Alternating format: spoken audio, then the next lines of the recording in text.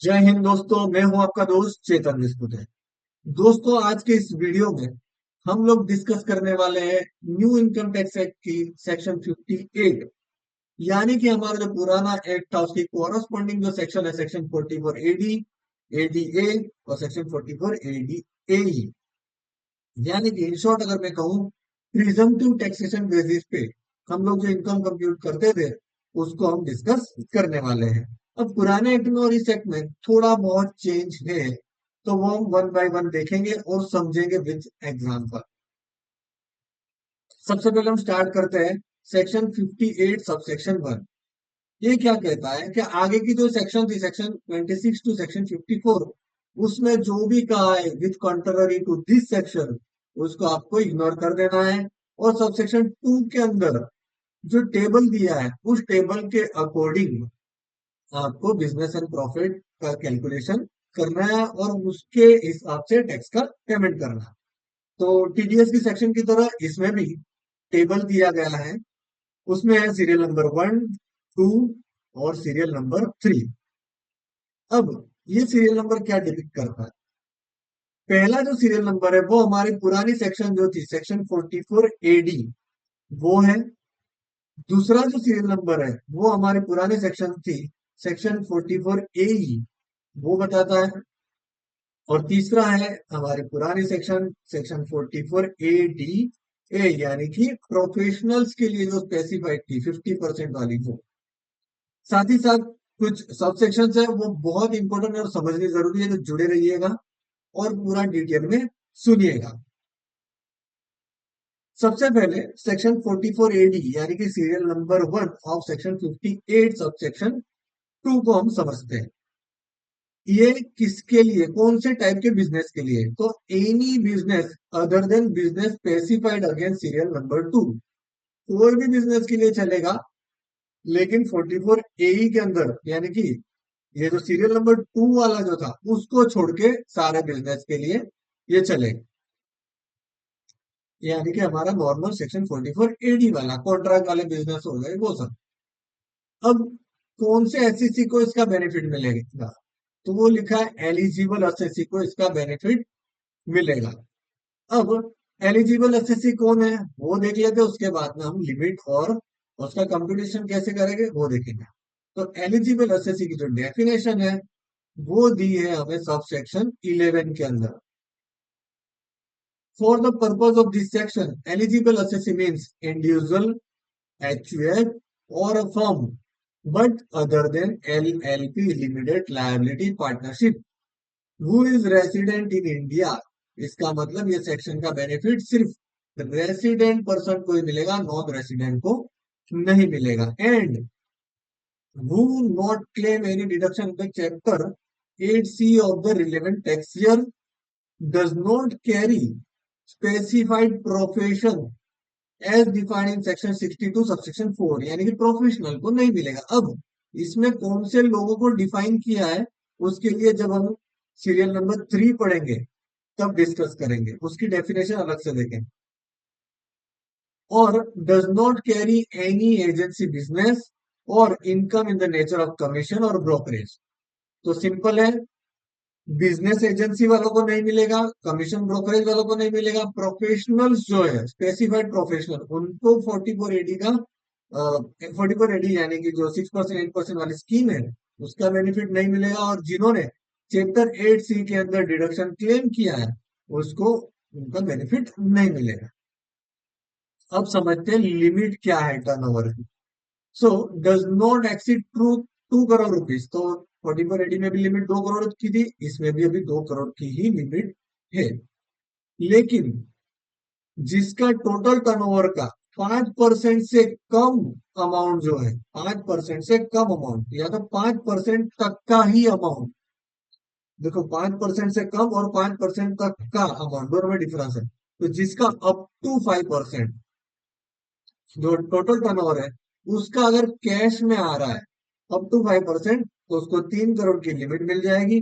और जिसका 5 करोड़ का जो, सॉरी 5 करोड़ नहीं, 3 करोड़ का अमाउंट है उसमें से 5% से ज्यादा, 5% से ज्यादा अगर कैश में आ रहा है तो उनको इसका बेनिफिट नहीं मिलेगा। उसके लिए फिर उनको ऑडिट ही कराना पड़ेगा और उनके लिए लिमिट जो काउंट होगी वो 1 करोड़ की ही लिमिट होगी। अब कंप्यूटेशन कैसे करना? The aggregate of 6% of total turnover और gross receive which is received by specified banking और online mode during the tax year और before the due date specified in section 263 subsection 1 in respect of the tax year. देखो, इसको समझना बहुत जरूरी है। पिछले एक्ट में भी था, अभी भी है, लेकिन यहाँ पे लोग बहुत बड़ी गड़बड़ करते हैं। समझते हैं कैसे? तो 6% का बेनिफिट तभी मिलेगा जब बैंकिंग चैनल से आपके अकाउंट में पैसे आ रहे हैं, या तो ऑनलाइन मोड से पेमेंट आ रहे हैं, या तो फिर आपके कोई डेटर्स खड़े हैं, वो आपकी रिटर्न फाइलिंग की जो ड्यू डेट है तब तक आ गए, तो फिर 6% का बेनिफिट मिलेगा। लेकिन रिटर्न फाइलिंग की ड्यू डेट है उसके बाद वाले, यानी कि डेटर आपके खड़े हैं और वो आए नहीं up to the filing of return, तो रिटर्न फाइलिंग की जो ड्यू डेट है तब तक अगर आपके कोई डेटर नहीं आए हैं तो वो 6% में नहीं आएंगे, वो 8% में ही आएंगे। इसको ध्यान रखना। कई लोग क्या करते हैं, भाई डेटर है ना, इसको भी 6% में ले लो। नो, टोटल टर्नओवर का जितना बैंक में ऑलरेडी आ चुका है, या तो जो 31 मार्च के बाद भी आया है लेकिन रिटर्न फाइलिंग की ड्यू डेट तक आ चुका है और बैंक में आया है, तो 6% में आएगा। और आना बाकी है, डेटर खड़ा है, तो भी वो 8% में आएगा। उसके अलावा बाकी का जो बचा है, अगर बैंकिंग चैनल से नहीं है तो ऑब्वियसली वो 8% में जाएगा, और डेटर है वो भी 8% में जाएंगे। और profit claim to have been actually on, या ये तो 6% और 8% तो मिनिमम है। आप उससे ज्यादा दिखाओगे वो ज्यादा, या तो 6-8% विच एवर इज हाइयर, वो आपको दिखाना पड़ेगा। यानी कि वो अमाउंट आपका प्रॉफिट काउंट होगा और उसके ऊपर आपको टैक्स पे करना पड़ेगा। अब सीरियल नंबर 2 जो है उसको बाद में डिस्कस करते हैं, पहले सीरियल नंबर 3 यानी कि प्रोफेशन को डिस्कस कर लेते हैं। तो specified profession as referred to section 62 subsection 4 किसको मिलेगा? स्पेसिफाइड असेसी को ही इनका बेनिफिट मिलेगा। तो पहले हम 62 सबसेक्शन 4 में कौन से लोग कवर होते हैं वो देख लेते हैं। तो ये रही 62 subsection 4। For the purpose of this section, the expression specified person means profession means legal, medical, engineering, architectural, accountancy, technical consultancy, interior decoration, information technology, or a company secretary, or any other profession has may be notified by the board in this behalf. तो सिर्फ इतने लोगों को ही 50% में जाना है, बाकी के लोगों के लिए 6% या 8% वाला है वो एप्लीकेबल रहेगा। अब लिमिट देखते हैं। Does not exceed 50 lakh rupees, 50 lakh की लिमिट है। और does not exceed 75 lakhs, 75 lakh की और 25 लाख की एक एक्स्ट्रा लिमिट दी गई है। अगर 5% तक का आपका कैश में रिसिप्ट है तो टोटल रिसिप्ट का, अगर 5% से बढ़ जाता है तो फिर 50 लाख की लिमिट काउंट नहीं होगी। यहाँ पर ऑडिट करवाना कंपलसरी रहेगा।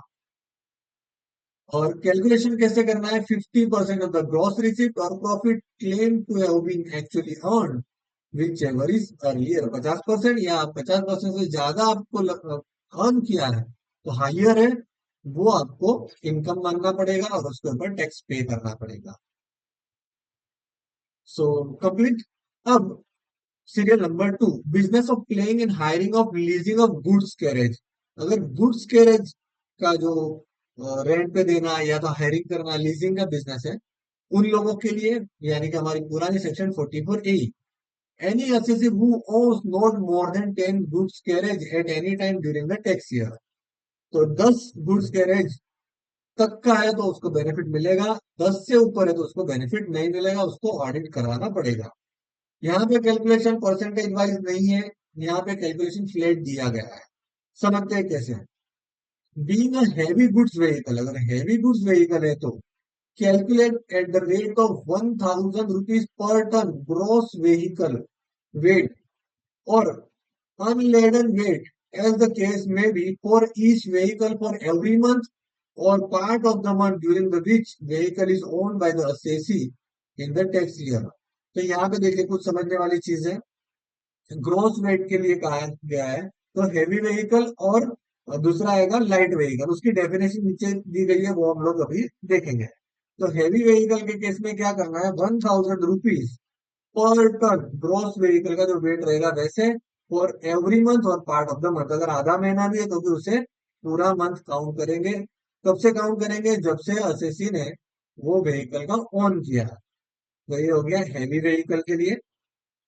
अब B, vehicle other than heavy goods vehicle calculated at the rate of 7500 for each goods carriage for every month or part of the month during which vehicle is owned by the assessee in the tax year। अब देखिए यहाँ पर बहुत बड़ा difference है, यहाँ पे 1000 rupees per ton कहा है, जबकि यहाँ पर क्या कहा है, फ्लैट पर व्हीकल 7500 रुपया काउंट कर लेना। तो यहाँ पे टर्म के हिसाब से कैलकुलेशन करना है और यहाँ पर व्हीकल के हिसाब से कैलकुलेशन करना है। या तो फिर profit claim to have been actually earn, या तो आप इससे ज्यादा आपने अर्न किया है, वो दोनों में से जो हाइयर है वो पे करना रहेगा। अब हम इसकी डेफिनेशन और सब सेक्शन के ऊपर जाते हैं। तो सब सेक्शन 3 जो है वो क्या कहता है, any assessing mention in column C of the table 2 who claim that profit or gain actually earned from the specified business or profession are lower than profit or gain computed in the manner specified in table E, column E of the said table, and whose total income exceed maximum amount which is not chargeable to tax। तो भाई अगर आपका 6%, 8% या 50%, ये वाली जो amount है उससे भी कम का प्रॉफिट और गेन हो रहा है, वैसे लोगों को क्या करना है, वैसे लोगों को करना है कि वो आपको बुक्स ऑफ अकाउंट मेंटेन करनी है अंडर सेक्शन 62, और उसका ऑडिट भी करवाना है अंडर सेक्शन 63, यानी कि पुराने एक्ट की तरह ही। अब सब सेक्शन 4 जो है वो बहुत इंपॉर्टेंट है, ये पुराने एक्ट में मुझे कहीं नहीं मिला। Any loss, allowances or deduction allowable under the provision of this act shall not be allowed against the income computed in the manner specified in subsection 2। subsection 2 के अंदर हमने जो कैलकुलेशन किया उसमें कोई भी लॉस माइनस नहीं मिलेगा, कोई भी अलाउंसेस माइनस नहीं ले सकते, और कोई भी टाइप का डिडक्शन हम लोग नहीं ले सकते। ये पुराने एक्ट में नहीं था, ये इस एक्ट में मुझे दिखा है। अगर मैंने मिस कर दिया होगा तो प्लीज कमेंट करके मुझे बताइएगा कि पुराने एक्ट में भी ये कहा था। वैसे मैं आपको सेक्शन 44 एडी का कंपैरिजन दिखा दूंगा, तो देखते हैं। अब है section sub section 5। For the purpose of sub section 2 serial number 2, where assessee is a firm, salary and interest paid to its partner shall be computed from the income computed in subsection on subject to the condition and limit specified in 35E। तो भाई अगर partnership form है उस case में क्या करना है, जो जो सैलरी की लिमिट है अंडर सेक्शन 35E, यानी कि 3 लाख तक 90%, और बाकी के ऊपर 60% जो प्रॉफिट आ रहा है फर्म के अंदर, उसके हिसाब से कैलकुलेट करना। सब सेक्शन 6 ये क्या कहता है, the written down value of the asset used for the purpose of specified business और profession shall be computed as if the assessee mentioned in the column C of the table 2, table in subsection 2 had claimed and was actually allowed deduction in respect of depreciation thereon for each relevant tax year। अब पिछला एक था वहां पे क्या कहा था, ऐसा माना जाएगा depreciation deem to be allowed.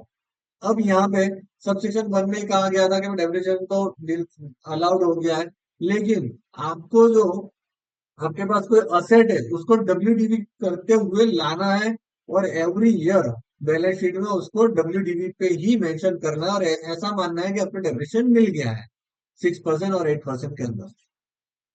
यानी कि same to same wording change हो गई पुराने एक्ट में और इसमें, बट उसका मीनिंग सेम रहेगा। सब सेक्शन 7 वो क्या कहता है, where an eligible assessee declare profit for any tax year as per provision of sub section 2 and he declare profit for any of the 5 tax year succeeding such tax year in contravention of the provision of subsection 1, then he shall not be eligible to claim the benefit of provision of this section for 5 years subsequent to the tax year in which profit has not been declared as per the provision of the said subsection। तो काफी लंबा लिखा है लेकिन हम simple में समझते हैं। अगर आपने कोई पर्टिकुलर टैक्स ईयर के अंदर यानी कि इस ईयर के अंदर सेक्शन 44 AD छोड़ दिया है, तो आपको अगले 5 टैक्स ईयर के लिए उसका बेनिफिट नहीं मिलेगा। यानी कि 6 साल तक आप जो सेक्शन 44 AD या तो सेक्शन 44 AD ए या जो एडी एडी का जो बेनिफिट उठा रहे थे, ये वाला जो प्रिजम्पटिव टैक्सेशन का, वो बेनिफिट नहीं मिलेगा और आपको बुक्स ऑफ अकाउंट को ऑडिट कराना पड़ेगा। सब सेक्शन 8 क्या कहता है?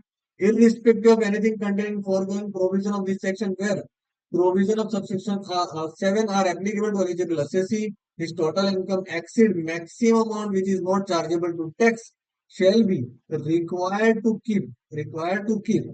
maintain keep and maintain such books of account and other documents as specified in section 62 and get them audited and furnish report। तो सिंपल सेक्शन 7 और 8 दोनों एक ही चीज हो गई। एक ही चीज मैंने जो कहा वो एक हो गया कि आपको 6 साल तक बेनिफिट नहीं मिलेगा और आपको बुक्स ऑफ अकाउंट ऑडिट करवाना पड़ेगा। लेकिन यहाँ पे एक है कि जो बेसिक एग्जाम्पशन के लिमिट के ऊपर होगा तो केस में, उससे नीचे है तो चलेगा, कोई problem. Subsection 9. For the purpose of subsection 2, the receipt of amount or aggregate of accounts, receipt of amount or aggregate of amount by a check drawn on bank or by bank draft which is not account pay shall be deemed to the receipt in case। तो देखिए important चीज है, इसको समझिएगा। अगर आपने self का check deposit करके कर लिया तो वो समझ आ जाएगा कि आपको कैश में ही मिला है। इसका मतलब क्या, चेक होना चाहिए और वो भी अकाउंट पे ही होना चाहिए, और डिमांड ड्राफ्ट है वो भी अकाउंट पे ही होना चाहिए। अगर अकाउंट पे ही नहीं है तो ऐसा माना जाएगा भले चेक से हो, वो कैश में है। फिर सबसेक्शन 10 क्या कहता है? The provision of section 62 63 shall not apply insofar as they are related to business referred in subsection 2 serial number 2 and in computing the monetary limit under those sections gross receipt or as the case may be in the income from the said business shall be excluded। तो ये कह रहा है कि आपको audit और books of account का इस केस में नहीं लगेगा और मॉनेटरी जो परसेंटेज की लिमिट है वो नहीं लगेगी। आपको टेबल के अकॉर्डिंग कैलकुलेशन करना रहेगा, वो इस तरह से कह रहा है। फिर सब सेक्शन 11 वो हमने ऑलरेडी देख लिया। स्पेसिफाइड एसएससी में individual HUF other than liability और फॉर्म आ जाएगा। लिमिटेड लायबिलिटी पार्टनरशिप, चलो उसकी डेफिनेशन देखने की जरूरत नहीं। अब है goods carriage, gross weight vehicle and unladen weight shall have the same meaning as defined motor vehicle है, ठीक है। अब हैवी गुड्स की यहाँ पे डेफिनेशन दी गई है। Heavy goods vehicle means goods carriage the gross vehicle wait exceeds 12,000 kg, जिसका वजन, जो व्हीकल का वजन 12,000 kg से ज्यादा है उसको हैवी व्हीकल माना जाएगा। तो यहाँ पर आपको ये 1,000 जो है पर टन के हिसाब से यहाँ पे 12,000 किलोग्राम का आपको व्हीकल जो हैवी व्हीकल है वो काउंट हो जाएगा। तो 12,000 डिवाइड बाई 1,000 तो 12 टन हो गया, इंटू 1,000 तो 12,000 उसकी इनकम काउंट होगी। फिर है an assessee who is a possession of goods carriage whether taken on hire purchase or installment and for which the whole or part of the amount payable is due, यानी कि loan पे लिया होगा, hire purchase होगा तो भी आप उसके ओनर ही काउंट हो गए। ऐसा नहीं कि वो आपने भाड़े पे लिया है या हायर परचेज पे लिया है, इंस्टॉलमेंट पे लिया है तो आप ओनर नहीं काउंट हो गए, क्योंकि यहाँ पे ओनरशिप इंपॉर्टेंट है ड्यूरिंग दी ईयर। अगर कभी भी ओनरशिप है आपकी तो ही वो व्हीकल काउंट होती है। देखिए यहाँ पे लिखा है assessee who owns, owns word यहाँ पे इंपॉर्टेंट है, ओन्स, राइट, इसलिए यहाँ पे ओनरशिप के लिए बात करी गई है। तो दोस्तों ये था आज का अपडेट। अगर वीडियो अच्छा लगा तो लाइक शेयर सब्सक्राइब जरूर से कीजिएगा। थैंक यू फॉर वॉचिंग, मिलते हैं अगले वीडियो में। जय हिंद, जय